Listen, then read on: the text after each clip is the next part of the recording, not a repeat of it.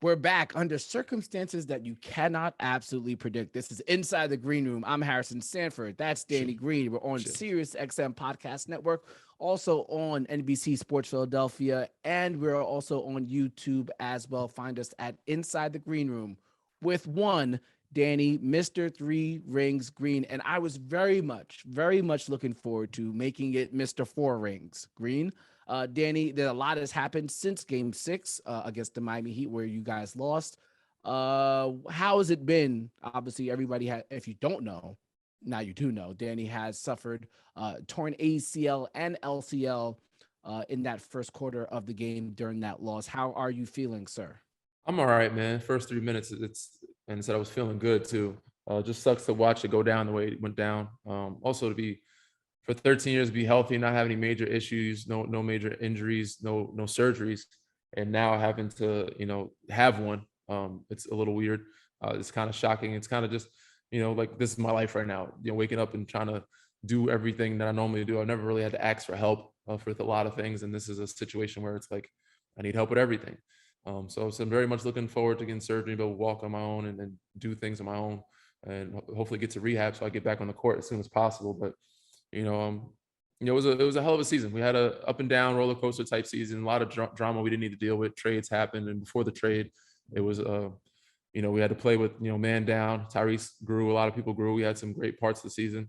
Playoffs, I thought we had a really good chance, started gelling together. Thought we were playing well. Obviously, we had injury issues. Joel for the first two games and me for the last game. That hurt a team. So, this is 2 years in a row. Last year, had a little calf strain. This one wasn't a body. They said this one is like a freak injury, freak accident. That wasn't my body breaking down. But, I wasn't able to be there for my team for the last game and actually be on the floor to help win or be there to actually lose the series. But I guess this counts as losing a series since I guess 20, whatever it was, 17 that you have on your 28 calculations. 2020 was since 2019 you hadn't lost a playoff series. Yeah. So before that, Yeah. but either way, this one was a loss, but it sucks to not be out there and to see the energy change and that I could be there, even energy sense to make things easier for Joel, James, and also everybody else on the court. You can see the frustration. Um, but yeah, we didn't count on. Instead, it's hard to wake up the next day and be like, "Oh, season's over," because we didn't count on losing that earlier that the way we did. So it's just a shock, all in all, just be losing and also be injured and have to rehab my whole summer. Yeah, I want to get to everything that I saw in Game 6 and the future of the Philadelphia 76ers with or without you later on in the show. But I want to just focus on your recovery, your plans going forward. Uh, it was weird. I don't think you've envisioned how your career was going to end, but obviously you did it, and you do not envision it ending like that. No, not at all. So have you thought about how you want your career to end, and did this moment make you start thinking about it?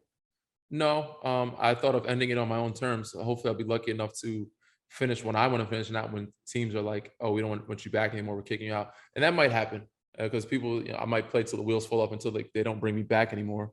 But I like to end on my own terms and not on a major injury. This didn't make me think about how I wanted it to end, but it made me think about considering it and not letting it happen this way, and how I want to come back more so than anything. Like I don't want it to end this way. I mean, I considered it. Some people talk to me about it, but I'm like, no, this is not me. It's not how I want to end it. And just give me motivation to get back on the court sooner than later. But I do to know that I don't want it to end on a major injury, which it said that still may happen. I don't know. But I'd rather go out on my own terms, hopefully on a win, on a good game, Yes. and and celebrating another championship on a parade or et cetera, and being having my family there and all the people around me that supported me my whole life, my pops, my wife, my brothers and friends, and maybe kids, who knows? But I definitely don't want to end this soon and this way. Yeah, for sure. I think it was interesting too because when the injury happened, considering your age, there was a lot of commentary like, "Well, Danny's had a great career. He's a second round draft pick who ended up winning 3 titles with 3 teams. He won a national championship at North Carolina. He's really done everything that there is to accomplish. You would think for who he is as a basketball player, Mhm. and everything I'm hearing from you is like, I can still accomplish more. And even so." even if I don't accomplish anymore, I still love playing basketball. I still got some good years left, man. This body is not that old. I feel like I was playing pretty good basketball before I went down. Before the injury happened, I thought I was playing at a pretty good level, and I feel like I can still get back to that level and play that for another couple more years for sure. If you could shoot at a above average rate, and as long as you're not a target defensively, and we will talk about targets defensively later in the show, as long as you're not a target defensively, there's still a spot for you on an NBA roster. And if there's any GM who watched the playoffs, I think they probably understand, man, Danny can probably help me win an NBA playoff game, especially looking at Game 3 versus the Miami Heat, where you went 7 of 9, and one of those was a grenade. So I think from what they saw, they should be encouraged about your future going forward. It's just now, damn, there's this torn ACL. Damn, there's this torn LCL. So there's going to be a level of skepticism that maybe wasn't there if people just focused on your playoff run. What would you say to a GM, to a front office person who says, well, you're coming off of this big time injury at your age? Well, my game is not based off athleticism, so I don't think it's going to affect my game that much. But I think the biggest part, like you said, the main thing for me is when I know I'm going to give it up or be done is the defensive side. As long as I'm not a defensive target and I'm going to work to not be that as soon as I get back or able to walk and work and help and be rehabbing. I think that's the biggest. Obviously, knocking down threes is a great thing, but as long as I'm not a defensive target, if they're not targeting me, or if they start targeting me, that's when I'll start thinking about, we need to close up shop. But I'll make sure that I get back on the court, and it's not going to take me a year. I will be back before All-Star break. You got to believe it. You heard it here first. So I will work my tail off to rehab to get back healthy. My body and my bones usually heal pretty well. I don't have any bad habits. So yeah, I think I'll be back in time to help a team in the playoff run, and show and prove that I'm able to, still be, I guess, play at that level to help a team get a win in the playoffs. But the biggest thing is mentally locking in, or mentally being there and proving to them that I'm still able and willing to play, at this level, or the level that I was playing at before I got hurt. I said, I don't know. Honestly, I don't like to pitch myself, but the biggest thing for me is to let them know that I'm gonna be back sooner than later. I don't have any bad habits. My game's not based on athleticism. And I think I can still, after an injury like this, come back and do what I did before I was hurt. Yeah, I mean, you do make some solid points here. You're a guy who hasn't played too many like extraneous minutes in your career. You don't play like 40-minute games. And again, you don't rely on your athleticism. And hey, listen, man. So pull back the curtain a little bit. I am not one to turn down an alcoholic beverage in my time in life. And every time I am out with Mr. Three Rings, it's very difficult, if not impossible, to get him to sip on the sauce, as some would say. So hopefully these great habits that you have developed as a professional athlete, staying away from, some would say, acceptable toxins, will come back to favor you in a moment like this. Hopefully, man. That would be great to see. Yeah, hopefully I don't know if I have to go vegan or not. That may help. And if that's the case, I know I'm going to change my diet a little bit. I'll do whatever it takes, but I'll make sure that I get back on that court, before that year is up, and I'll be ready within time before the playoffs, wherever I'm at. And so it might still be here. Hopefully it is. But listen, we'll see. And said, I still think I can produce the Danny Green that you've seen in this past year's playoffs. We'll hope to see that. Speaking of where you'll be next year, we have to discuss your contract and the contract of some of your teammates as well. One particularly, James Harden, in light of everything that happened in that second round loss to the Miami Heat. This is Inside the Green Room. We'll be right back. Those are the sounds of some of the Sixers players after their loss to the Miami Heat in the second round of the NBA playoffs. A number of guys questioning or wondering or asking for better mental toughness in their series. Danny, please explain why this was a theme after the loss.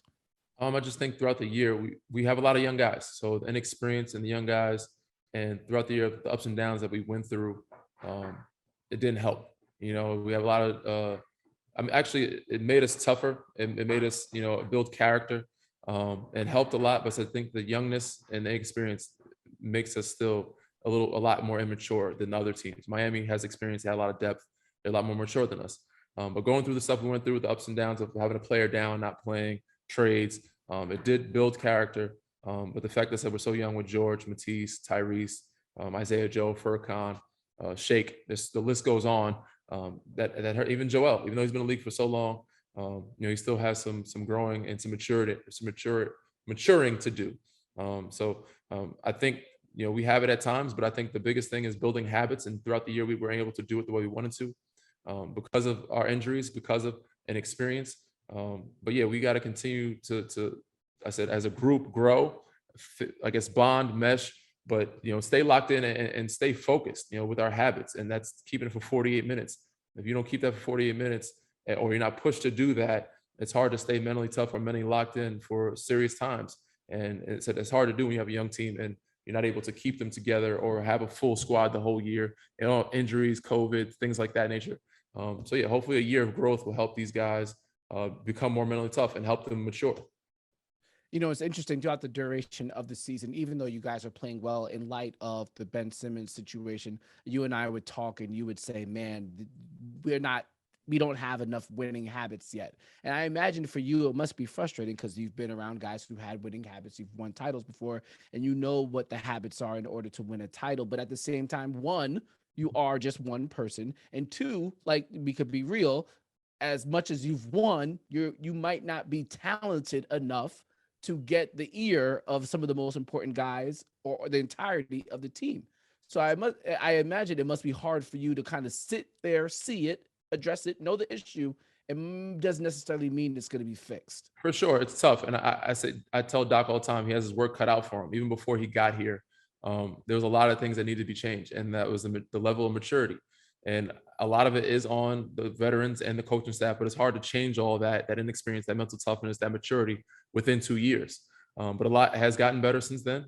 Joel is mature. He's gotten better. A lot of guys have gotten better and understand, but to build those habits, it takes time. To make that atmosphere, to build that mindset, that mentality, it takes time. And I think this year helped us a lot going through all that drama we went through. And with the trades and stuff like that and COVID, it'll make them a lot more mentally tougher for next year. Yeah, I think as you speak to that, I look at a team like the Boston Celtics, who took their time to get to where they are now. You look at the Miami Heat, took their time to get to where they are now. And even the additions that they brought in were guys who were proven winners, proven guys who have helped stabilize franchises and teams. It would seem as if that would be the next step for the Sixers, regardless of all the drama that's surrounding Doc Rivers and will he potentially go to the Lakers?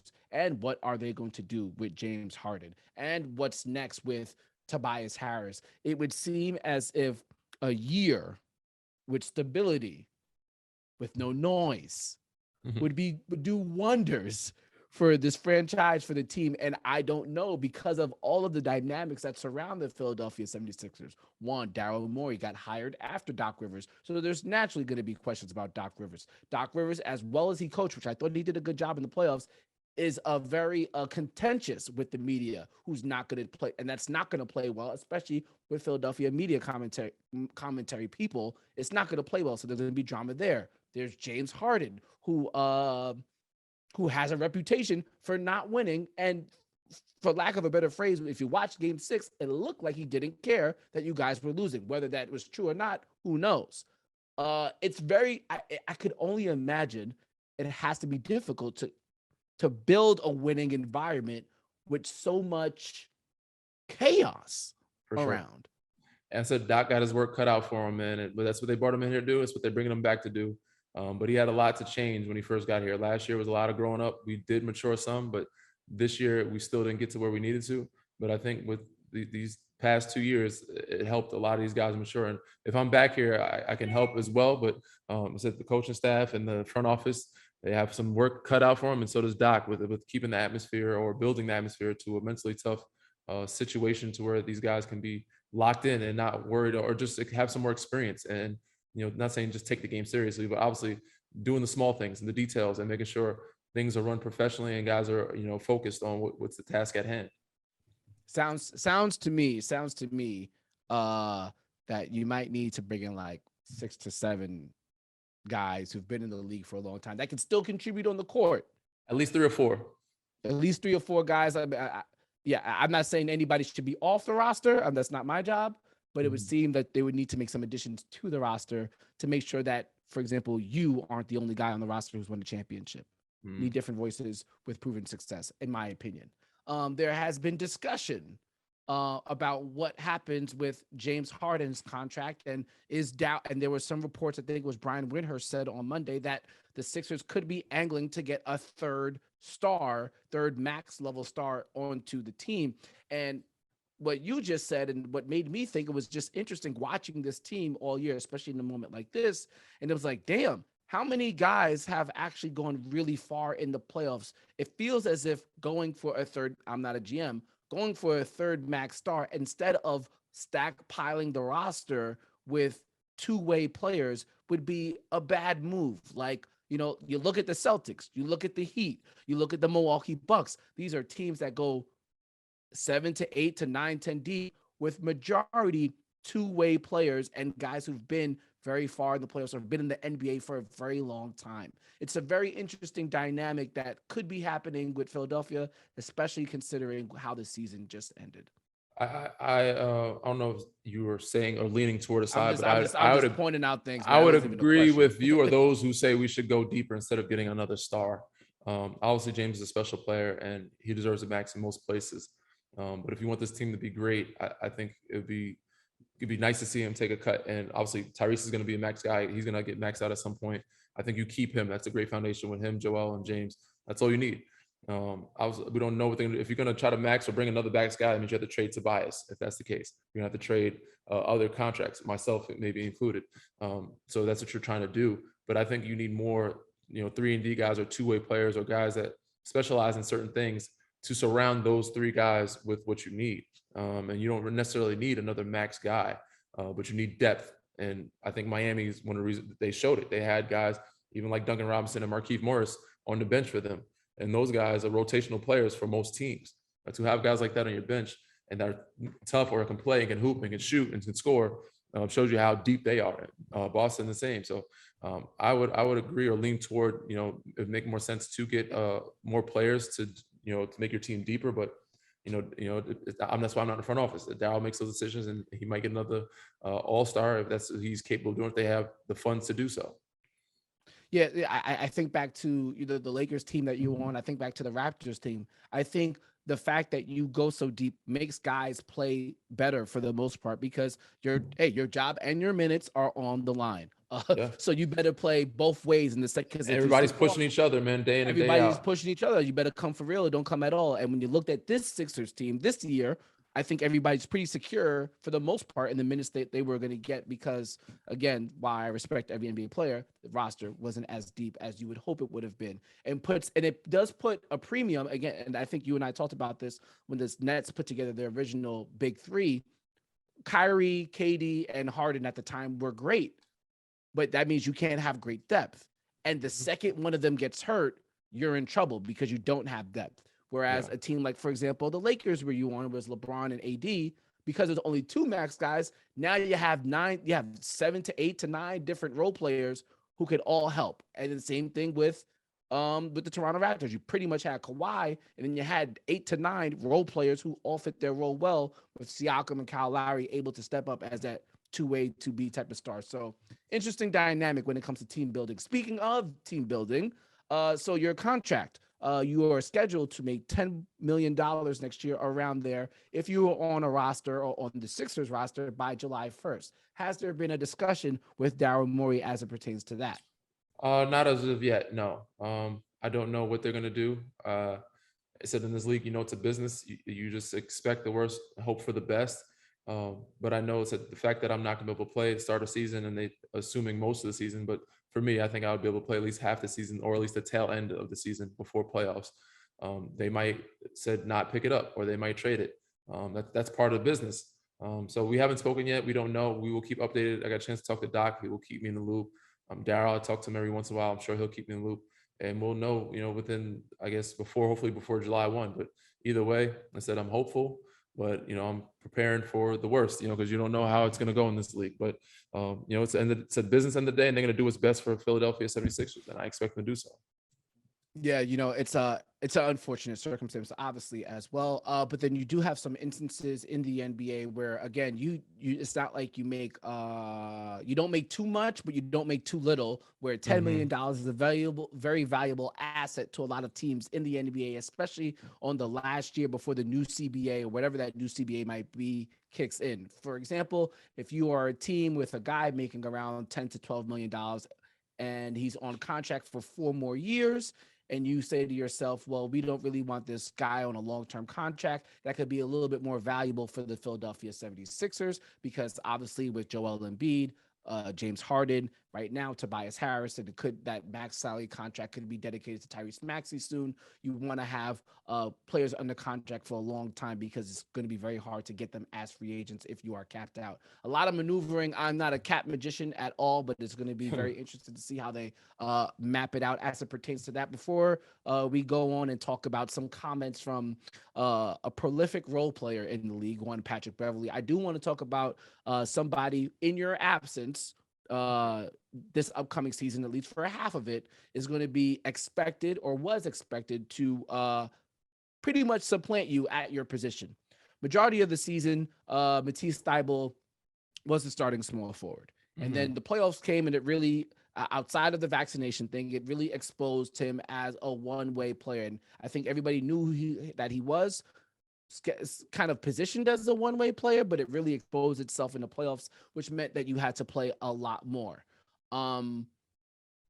What do you see in the future for Matisse Thybulle? He's going in to I think he's eligible for an extension. I don't know if that's going to be offered to him, is not. And then obviously that after next year is where he can be offered a restricted free agency contract or another contract. And the jury's out.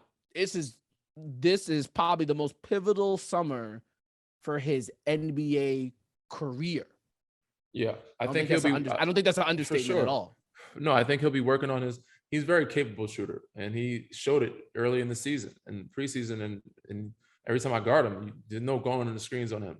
It's more so just the confidence in him, but I'm sure he'll be working on it a ton this summer and take a big stride in that area.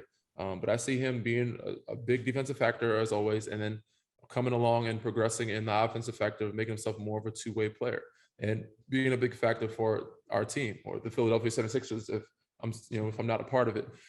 So I can see him, taking the necessary necessary steps to become, and he has a lot of potential. He's still young, has a lot to, learn, a lot to, I guess, grow from. And that's the maturity that we talked about, the mental toughness. So a lot of those things with him, guys like him, Tyrese, George Niang, I think they're going to be in the lab this summer and become what they lacked this past year. And hopefully, and I know I know he's a great player. I know he's a smart kid, but I'm rooting for him, and I'm hoping that things work out for him in the long run. That is going to be a challenge for him, because his like, for example, there are times when you're not shooting well, but you've you've shot so well at times that you've built a reputation for yourself as a shooter. So you typically offer team spacing. Matisse he is at the point now where his reputation is he cannot shoot. So next season, he has to almost start out not just average, above average, in order to get the spacing that the team really would need to be playing at its best. On top of the fact, Danny, and it's hard. I could tell, but it may be easier. But not just that, though, Danny. It's also hard, and this is probably what happened to Ben Simmons. To be honest, if we think about it, it's hard to fail, or hard to have the opportunity to fail on a team that's expected to win a lot in a place like Philadelphia, where they will turn on you, and they've turned on Matisse, as we've seen, if you're not playing well. And I'm not trying to make it a commentary about the fans, because again, the fans had the right to boo y'all asses out. This is looking how it ended in Game 6. But it's a very difficult place to overcome that hump, which is what you spoke to. A lot of mental toughness is required to be successful for a guy. And people say it's hard. I think it makes it easier for him, because the scout is that he can't shoot. And I think he'll have, and nobody's going to believe it until the end of the season or until next year. So I think most of his looks, he'll be able to take his time and take it as open shots. So, until you're proven they're going to guard you differently. But this may help him a lot with his confidence and his numbers, because he'll be able to take open shots all year. Bro, people target you too, Pat Bev. You ain't playing no fucking defense out there. You ain't stopping Luka. This time and time again, I see Luka call your ass little man. He's too fucking small and go right at you every chance he got. You're a cone. When you play Luka, you're a cone too. How would you like that? Yeah. Is this recording? I think Is this recording? Is this recording? Is this recording? It's recording. It's still recorded. Put it out there. Yeah, put that out there. I say it. I'll say it twice. Fuck out of here. On Monday, one Patrick Beverly caught a lot of attention on the internet, NBA Twitter, and things of that nature for his commentary regarding Chris Paul and the Phoenix Suns, who were absolutely destroyed on Sunday in Game 7 versus Luka Doncic and the Mavericks. I, for one, did not have too much of an issue with Patrick Beverly's comments. Danny, you feel differently. I think a lot of guys in the league feel differently. And I think Damian Lillard, Matt Barnes, they put it, perfectly said. I wouldn't say perfectly said, but I agree with a lot of what they had to say. A lot of locker room talk should not be shared. Obviously, there's certain things you can share without details, certain stories you can share. When you're talking about a Hall of Famer, you can critique, but to disrespect, I think, is taking a little far. And I'd say Matt Barnes was correct in that fact.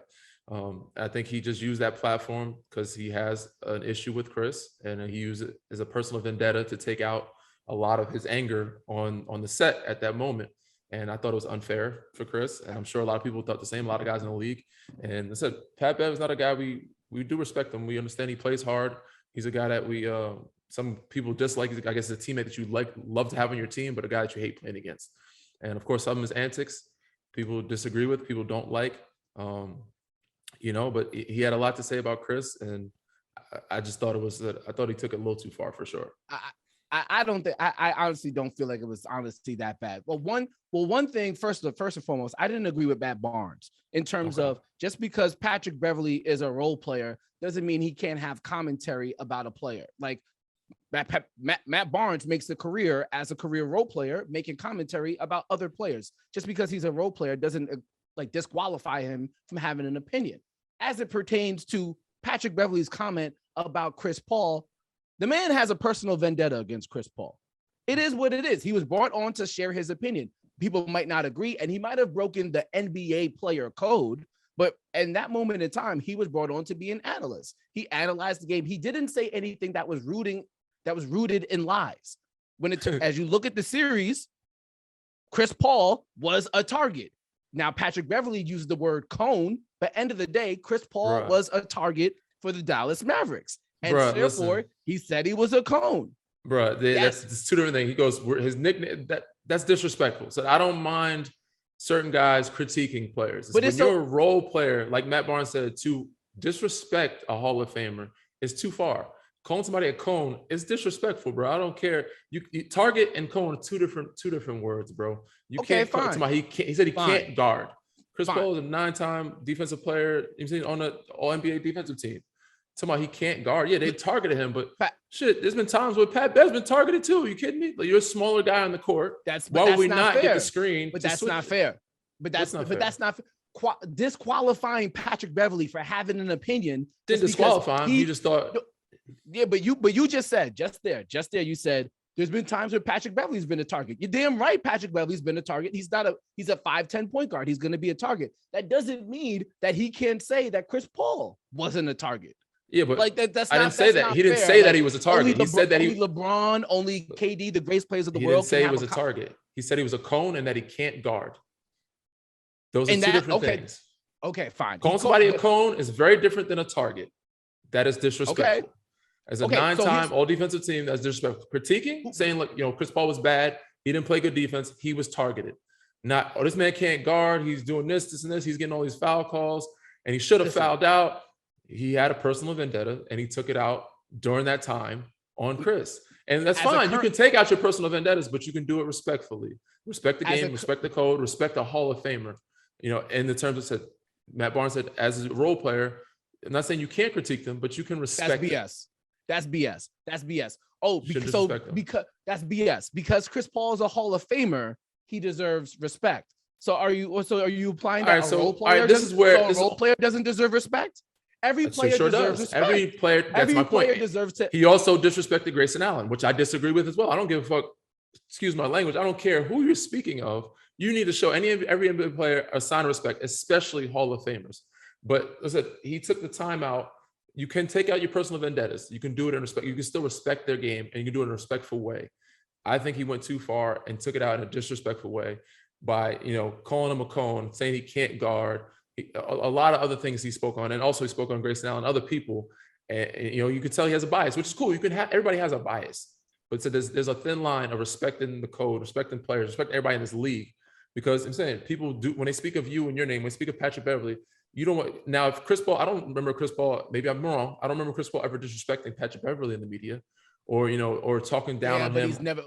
But he's never made the time for him. Patrick Beverly's never been a person to talk about up until for now, or when he has his antic with Russell. You can talk about PATBEV anytime. You can talk about PATBEV in the Memphis series at any point. You could say Pat, any game you could watch.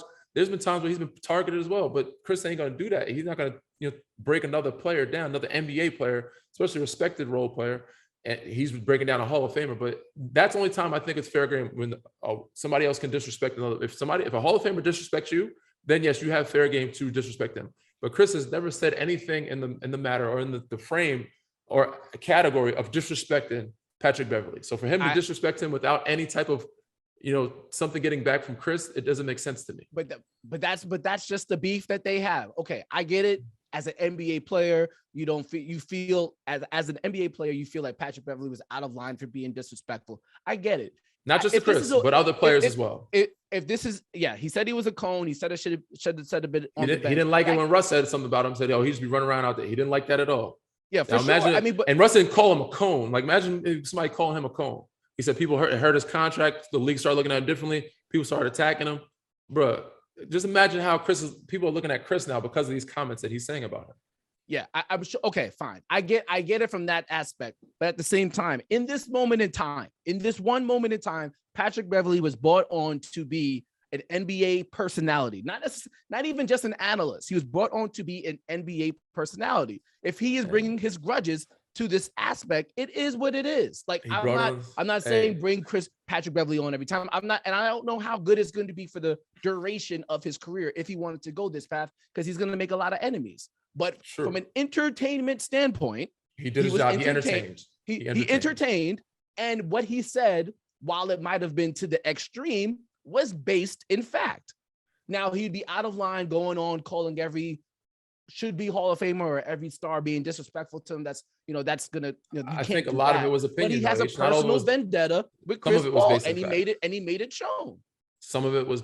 Most of it was opinion. Some of it based on fact. That's my opinion. A lot of it was not fact.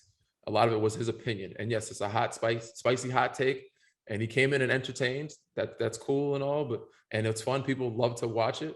But in the process of you doing this to not just Chris Paul, but other players, you lose a lot of respect from people around the league and even some people outside the league, even fans that understand and know the game, knowing that Chris Paul is not a cone and he's a great player. He's had a bad series. You know what I'm saying? Sometimes that happens. Even the best defenders get targeted. It just may happen. Nobody's guarding Luka. You know what I'm saying? Like, you make it seem like Pat, you're not stopping Luka either. Like, there's not many people on the planet stopping Luka. Spencer Dinwiddie is a very good player. So is Jalen Brunson. These are guys, regardless of who is guarding them, usually can score the basketball. So for you to act like Chris Paul is a cone because he's guarding Luka or Jalen Brunson or Spencer Dinwiddie, these guys are great players, can score on 90% of the league. You make valid points, my friend. I thought you and Amjad texted me this morning with talking about PATBEV was going off, and I thought he really went crazy. I know the backstory of Patrick Beverly. He doesn't like Chris Paul. I didn't expect anything less from his performance today. I expected him to go at him, but just not that way. I expected it. I expected him to go at him, but just not that extreme, not the disrespectful way. In this, again, I don't think he should be going the disrespectful route to every Hall of Famer or future Hall of Famer. But in this instance, I have no problem with Patrick Beverly being authentic to himself. That's because you love the smoke, man. You're here for it. You're here for the drama, my dog. No, I'm not even here for I'm not even here for hot takes. I don't like hot take artists to say. Okay. But I am here with people being authentic, and he clearly has not liked Chris Paul for a very long time. So if his commentary around Chris Paul is a little skewed, a little bit embellished, it's just par for the course for who he is, for what we've seen on the court. I don't want him to switch up and be all nice to Chris Paul now. I'll tell you that. Nice. I don't want him to be put. Hey, maybe he does. From everything we see on the court, maybe he doesn't respect Chris Paul. Or maybe he's still I'm sure he doesn't. I think the world knows he doesn't respect him. I don't think it's a maybe there, buddy. I'm just saying, brother, you could not like somebody, and I'm with you. Be authentic. But there's a line that we draw when it comes to authenticity and being genuine that you have to respect. You can't just go around just like with the Grammys. You can't go around smacking everybody. That you're saying that like there's a line, bro. But it was how you feel. But was it entertaining? But you just love. Listen, I'm getting. But was it entertaining? It was entertaining. We for the old school ways, but you can't go to old school ways the whole time. You can't just disrespect people verbally out your mouth and call them certain names or talk to them this way or physically put your hands on people. Today and age, you have to put it in a certain line of manner and not disrespect them and say, look, yes, he looked really bad out there. You can disrespect him in other ways, but without calling, you know what I'm saying? Like, there's so many ways to give your opinion in a negative route. You just wanted him to be more eloquent with his. He took the gloves off. Yeah, exactly. You don't have a little bit more eloquent, a little more articulate with his words. That's it. And you know, draw the line. Make sure you have a good angle to where you're not crossing a line to where now it's the drama. But a lot of people are here for the drama. You know what I'm saying? That's what they love to see. They want to see the back and forth, the Twitter rants. Mind you, we know half the league is not fighting. We see people going back and forth, talking, and then some people taking up for certain people. But at that point, it's like now I think for him, it's just of trying to keep the respect of everybody else around you and in the league. If you continue to do this, you know, time and time again to other guys, you know, it's just. I don't want to see. Said he's authentic, but I don't like to see guys in our league, in our fraternity, to, you know, let's say sell their soul, but just to do the most to try to go viral, or do the most to try to get a hot take, or do the most to try to, you know, I guess break somebody down. That doesn't sit well with me. And I'm not saying he's doing all those things. These are examples. Yes. A lot of guys trying to go viral. I'm not saying PATBEV trying to do all these things, but we don't know I just know he had a personal vendetta. But some people just go out there to go viral. Some people go out there to just break somebody down. Some people go out there just try to make a buck, and they present somebody that's not really them. I'm not saying this is not him. This is him. It's authentic, but you still can do it in a fashion to where it doesn't get personal. I will say this, my friend, that was quite eloquent of you. When we come back with Inside the Green Room, we have to look forward to the Eastern Conference Finals and the Western Conference Finals. Who's making it to play for the Larry Brown Trophy? We find out next on Inside the Green Room right here on SiriusXM and NBC Sports Philadelphia. All right, so you've made your thoughts evidently clear about Patrick Beverly and his defensive acumen against potentially somebody like Luka Doncic. I'm at that point, Danny. Luka's one of those ones. He's one of them ones. It doesn't matter what the defense is. It doesn't matter who the defensive personnel is. It's on and popping when Luka has the ball. Mikal Bridges was top 3 in Defensive Player of the Year voting. It did not matter. So in this series, he's probably going to get Draymond Green, Jonathan Kuminga, Andrew Wiggins. It does not matter at all to me. How do you see it when it comes to Luka Doncic and the Golden State Warriors? He's very good, man. I said, mind you, the fact that he's a lot bigger than Mikal Bridges. He's a bigger guard. He's very crafty. And he knows how to use his body. You can't really touch him. He'll draw fouls. And I think that's one of the things that bit CP in the behind, you know what I'm saying? Because he's the one that usually gets those petty fouls, and Luka used it against him. And then I said, I'm all for offensive and scoring, but the league really needs to allow defenses to play defense, because a lot of times the guys manipulating the game, flopping, these calls are really ruining the game. But Luka is very good at scoring. He's very good at drawing fouls. Golden State has experience. Obviously, they have a lot of shooters. And I just think their biggest thing is not about stopping Luka, about stopping the others. You know, you can't let Dinwiddie get 30, Jalen Brunson get 25, and everybody else, you can't let them score 125 points. We know Golden State has enough firepower to score 120 points. You just have to keep Dallas under 110 or, under. So 110 and under, you win the game. So obviously Luka's one of them ones. He's very good at scoring the ball. He's going to get to the free throw line. He's going to get some guys in foul trouble. Draymond, regardless who it is, it don't matter. Nobody's stopping him or locking him up. He's going to find ways. He's very crafty. You just got to find ways to stop the other guys. Don't let Dinwiddie get off. Don't let Jalen Brunson get off. And offensively, you got to continue to do what they do and score the ball. Keep scoring the ball. You'll be fine. Because I don't think Dallas, even though they shot well and played well, they scored 123 points. We know Golden State is good enough to score 130, 140 points. But with that, you don't want to kind of go into a shooting outscoring game. You want to play defense and probably hold them to 110. But I think with Dallas, you said it's stopping the other guys and making Luka just beat you by himself, basically. But that's the issue, Danny. So I'm watching I'm watching Golden State play against Memphis, right? And I'm seeing Dylan Brooks, after he found his shoot, like in that last game, he found his shooter stroke, he went off. Desmond Bane, once his back was straight, he was going off. We saw what Ja Morant did when he was healthy. They're really going to put a lot of pressure on Steph, on Clay, on the and with no Gary Payton the second. They're gonna put a lot of pressure, Jalen Brunson and Spencer Dinwiddie, on them to guard. And one thing about Luka as well, and it kind of, he's not LeBron James, so don't quote me, but it does remind me of what I think it was 2008, 2018 finals. LeBron went into Golden State, and it was pretty much him. I think there was some injuries. I don't remember the full details, but the thing about LeBron was he could control the tempo of the game, and he could make it a low possession game. I think it was like the game where he had 51, where it doesn't matter how much firepower Golden State has because it's such a low pace game. And that's the one thing about Luka.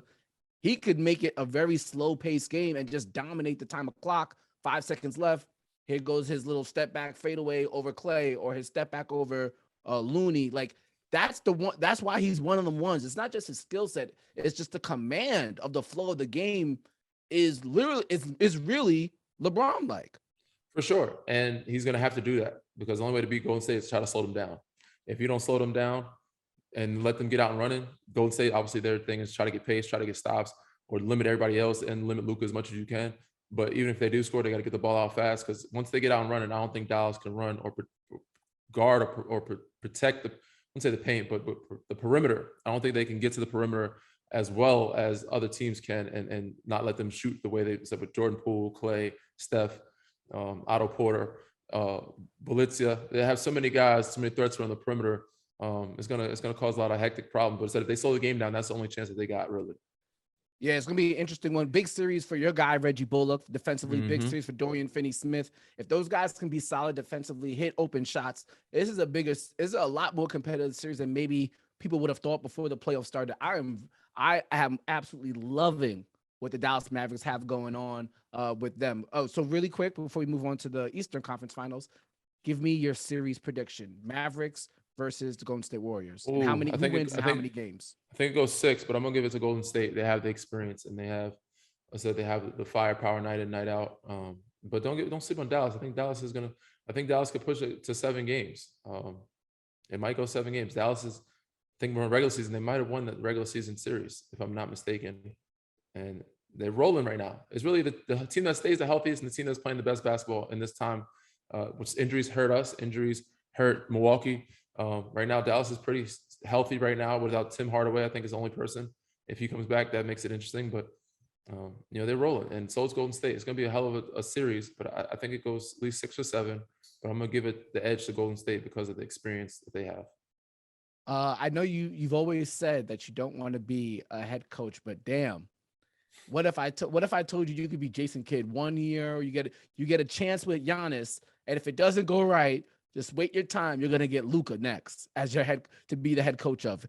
Good, must be nice to be him, man. For sure, Jeez. For sure. But also, he also lost his hair. I want to keep my. No, he's been bald for most of his career. He's been bald for a minute. I'm sure it's stressed on him. I don't know if I need that stress in my life of coaching all those. Saying obviously Giannis is something different, Luka's something different, but in between he's had to be assistant coach for some different type of egos, and I don't know if I want to take that road, of stress after I'm done playing. For sure. Speaking of head coaches, shout out to Ime Udoka. The year must have been 2010, I think it was. Danny, I was working for 5 Star Basketball at the time. And I remember this is when Ime, I think it was still decided. I know it was you and him who were like that final roster spot in San Antonio, or he was coach. I don't remember what was going on, but he's pretty much transitioning to getting to being a coach. And I remember seeing him sitting way up in the rafters at Paul Jones Arena, which is the stadium where the UVA Cavaliers play at. That's where the NBPA Top 100 camp is. I remember I said what up to him, and now he's coaching in the Eastern Conference Finals. He put in his work to get to this moment, and the transformation that he's had with the Boston Celtics from what we saw in the beginning of the year, where people were crazy. People were absolutely out there. They said they should trade one of Jason Tatum or Jaylen Brown. They need to be split. Nuts. Absolutely nuts. He's taken those people who thought that and make them look absolutely crazy. as they're now in the Eastern Conference Finals. What is your impression of the Boston Celtics? And obviously, you just played against the Miami Heat. Before he got there, they weren't really working that well. So obviously, the talks were rightfully so in place because it didn't look like it was gonna work. I mean, I thought like, you got to let one of them go and try to get some other pieces around and make the one a foundation and kind of get the good pieces to surround that one star. But obviously, said with the turnaround, I think with the after the trade deadline, when they made the right trades, they got Tice back. They got Derek White. Those are some very good pieces for them to make them, gel as a group, as a team. Some, really good defensive guys. Let Schroeder go. Let Marcus Smart run the point. Yes, they very good defensive guys and some glue guys offensively that play the right way. So that helps you a ton. But yeah, man, their defense since the All-Star break has been #1 in the league. And when we played them, they gave us a pretty good whooping at home. And they've been playing really good basketball. They move the ball, they hit shots, they play good defense even when they're not hitting shots. So that was the only team that if we were to face down the line that worried me. I'm not saying I was scared of anybody, but the only team that I really was worried about matchup-wise was Boston. And honestly, I think they're one of the probably, if not the best team in the East right now. And I have them probably win that series. Miami is very good. I don't know what the health-wise is. They have a lot of guys that are questionable, and obviously Kalo with his hamstring is probably out. Game 1 is what they listed. So it's going to be interesting in that aspect. But even if they were healthy, I still think Boston is the better team because defensively, they're just top tier. They're #1 in the league since All-Star break, and they play very well offensively. They have a lot of guys that can shoot the ball and score the ball with Pritchard, with Grant Williams. They have some good depth. I'm not saying Miami doesn't, but I just think I give Boston the edge because of how well they play together and gel. And I think they'll have some things to stop. They're not going to let Jimmy get off the way he did, Strus, and those other guys get off the way they did against us. So it's going to be interesting, but I say Boston gets it in 6, 5 or 6. I think Boston is the better team as well. Danny, I know obviously you weren't playing, you weren't in the game, but you must have been going crazy seeing Grant Williams being able to even get up 16 3-point shots. 18, he got 18 threes up. Got 18 up in a game 7. You must have been going crazy. I didn't realize he got that many up because I caught I didn't say the tail end of it, but I caught when he got hot. So when he started making them, he had like 4 or 5 in a row. I'm like, yo, he's hot, and y'all leaving him open. Why is he so open? And it was like, well, he's 7 for 14. It's like 5 for 14. I'm like, oh, he got up. So that means at one point he's probably 2 for 10 before I started watching it. That means, and he kept shooting. But that just shows the maturity and the encouragement he has around him, the maturity of a young player to keep shooting and being like 2 for 10 or 2 for 11 at one point and being 7 for 18 or whatever he ended up with. You shoot till you're hot, but he got enough attempts, he got the looks, and the team trusted him. That's the biggest thing. And that's what most teams, if there's going to be something that's there, the team's going to give up. And if you trust the guy to be the guy to step up to make those plays, you got to continue to trust him and not just give up on that salute. Like if it doesn't work right away, the teams some teams give up threes, some teams give up paints, but they're going to double somebody and leave somebody open. And they left him open quite a bit. And he eventually, came through. They played good enough defense to give themselves a chance, but he also started hitting enough shots to keep the faith in him. But 18 attempts, man, you can't ask for any more as a shooter. Any night, whether it's rough, good, bad, or ugly, you're going to find some type of rhythm. You get those attempts up. Yeah, Danny, I'm totally with you. I'm rolling with the Celtics as well in that series. I think from when they gave you guys the business, I tweeted out not too long after that, it's Celtics versus the Warriors in the finals, because I just thought the Celtics had that high ceiling. You get 2 3-and-D guys who could also drop 30 on top of solid guys like Al Horford, Robert Williams, Marcus Smart. They're stacked and they play the right way. And then you have the Warriors who just have firepower out their ass. So I am looking forward to seeing if they actually make my prediction true. Along that way, Danny and I will be doing some shows to get you his insight on what he sees on the court. And we'll move forward from there. Once again, thank you to everybody who's been tuning in on NBC Sports Philadelphia and everybody who hit that subscribe button on the podcast app on SiriusXM. I think this will wrap up our series now with NBC Sports Philadelphia. Shout out to the city and the support. We don't know what's going to happen next, but that is the story of the NBA drama that we're all living in. Danny, any last words? First and foremost, read, rate, subscribe, review. Appreciate everybody over here tuning in and showing a lot of love and support. I will be back sooner than later. I will have the surgery soon. Won't be fun, but I know it won't take me 12 months to get back on the court. So it may be in Philly, it may be somewhere else. We don't know. Hopefully we'll be back in this city. But It's been a lot of love and a lot of support from the city, and we appreciate it.